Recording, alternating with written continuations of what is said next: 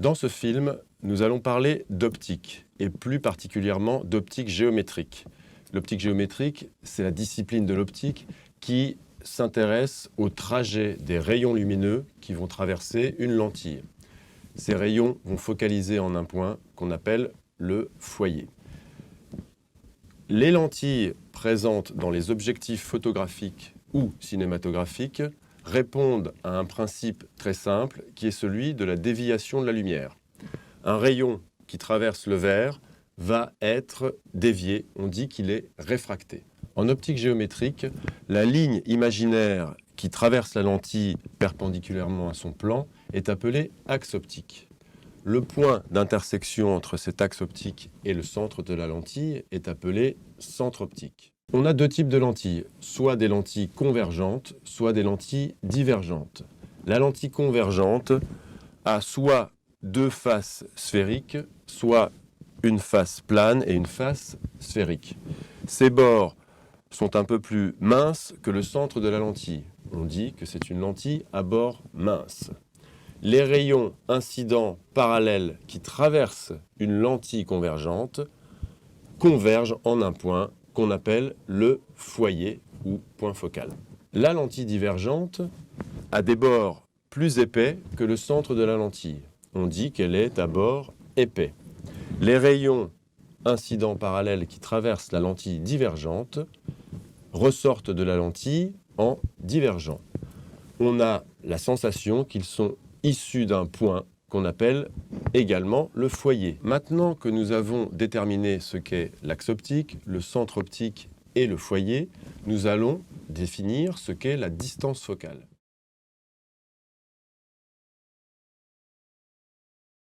La distance focale d'une lentille, ou voire d'un objectif, qui est un ensemble de lentilles, c'est tout simplement la distance qui sépare le centre optique du foyer.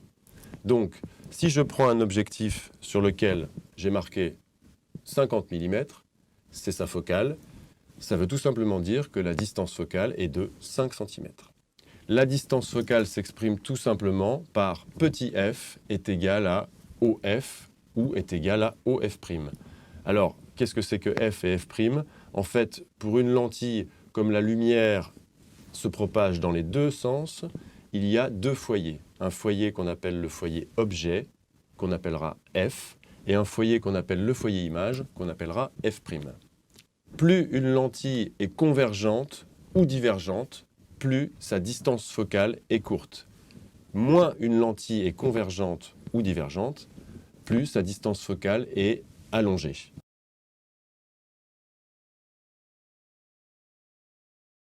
On va maintenant s'intéresser de manière très simple à la construction d'une image issue d'une lentille convergente.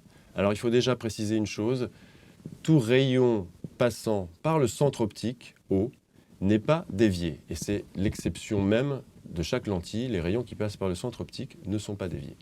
Donc je prends une lentille convergente, je trace mon axe optique, je place mon centre optique.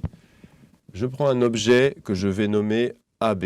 Je place A sur l'axe optique, ce qui va simplifier les calculs puisque je sais que ce rayon qui passe par O ne sera pas dévié.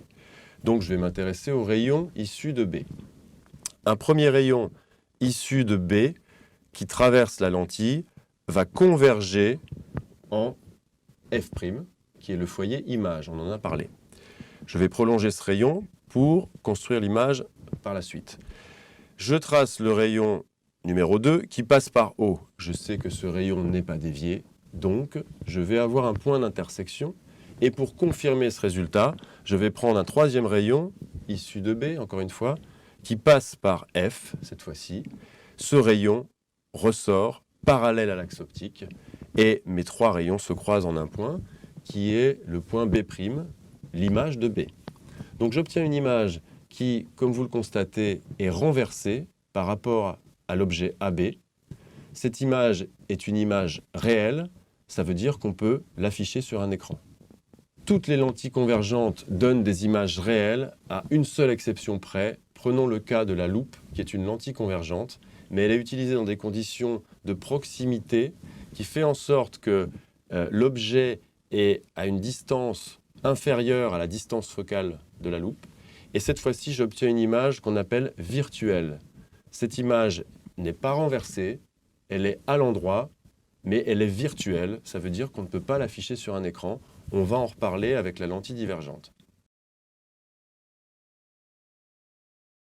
Pour résumer, un rayon incident parallèle à l'axe optique va converger vers le foyer F', le foyer image, et un rayon passant par le foyer objet F va ressortir de la lentille parallèle à l'axe optique.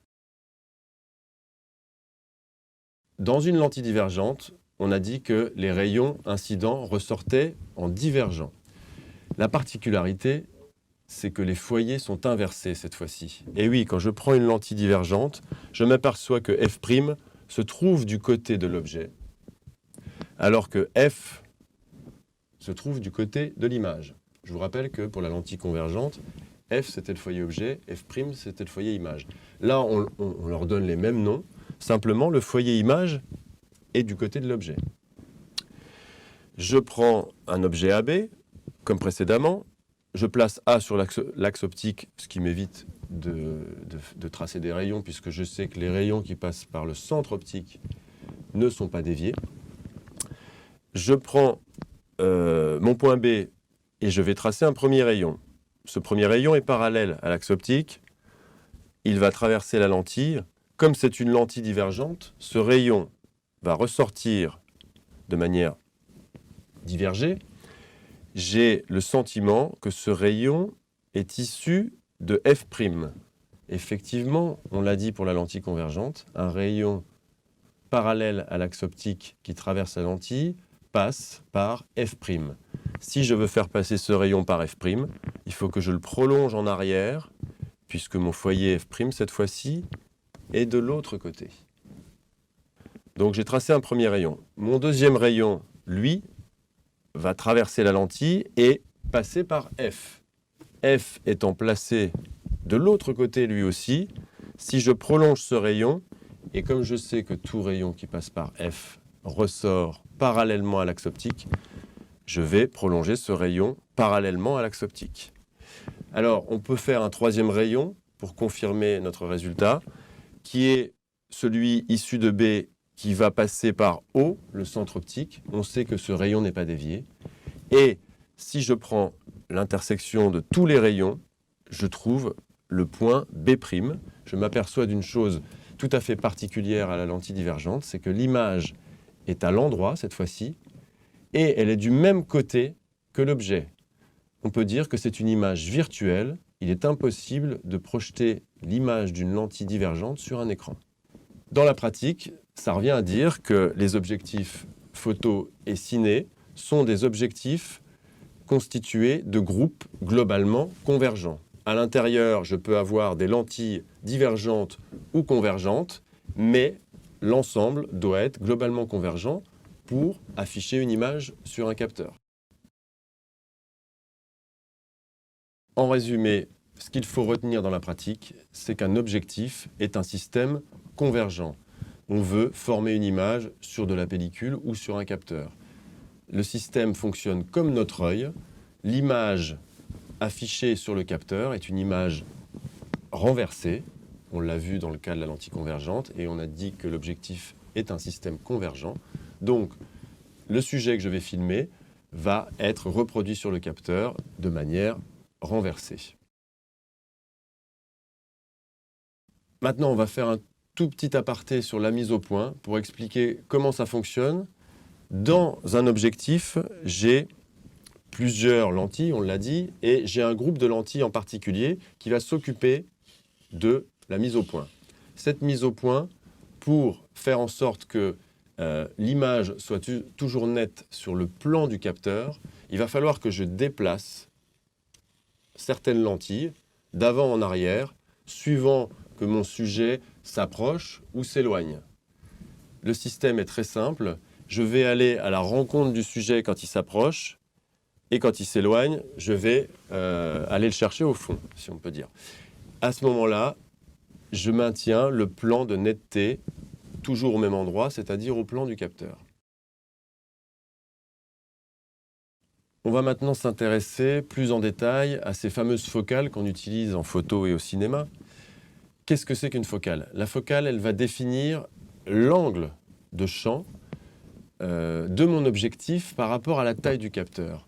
Effectivement, la focale est directement liée à la taille de ce qu'on appelle la cible, c'est-à-dire la taille de mon capteur.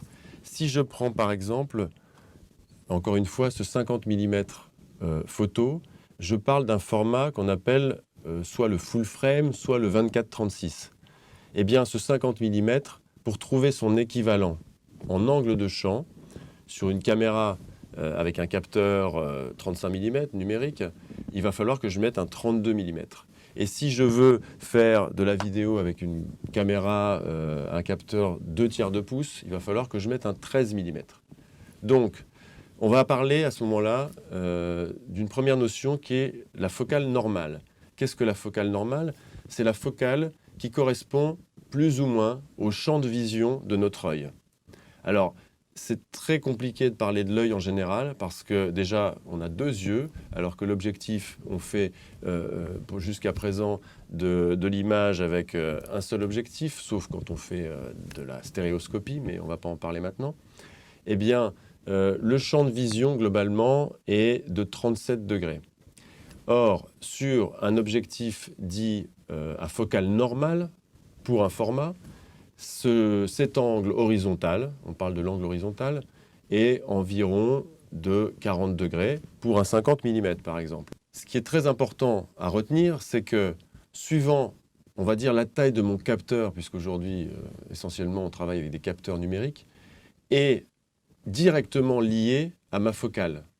Imaginez une focale, je reprends mon 50, qui va donner une certaine valeur de plan en 24-36, c'est-à-dire en photo.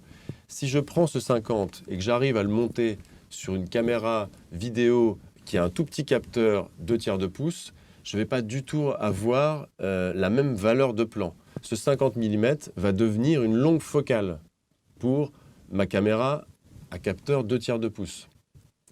Donc, il faut que je fasse des conversions de focales. Il y a des gens qui sont habitués à les faire naturellement. Mais la focale en soi ne veut rien dire si on ne parle pas du format adapté à cette focale en particulier. Il y a quand même une formule. Elle est un peu compliquée, mais je vais quand même vous la commenter au passage. On a donc parlé d'angle de champ. Cet angle, on va l'appeler alpha. La taille de l'image sur le capteur, on va l'appeler I. Alors évidemment, on va considérer la dimension horizontale de l'image. Comme vous le savez, on fait des images plus ou moins rectangulaires suivant le format. Et je pourrais aussi bien considérer la hauteur que la diagonale que la largeur. Là, I, on va dire que c'est la largeur. Et j'ai un troisième paramètre qui est F, petit f, qui est ma focale. On a donc une relation, si on résume, et c'est ça le plus important, qui relie 3 éléments que sont l'angle de champ, la focale et la surface de mon capteur, la taille de l'image sur mon capteur. Une focale ne se définit qu'avec un angle de champ donné et un format de capteur donné.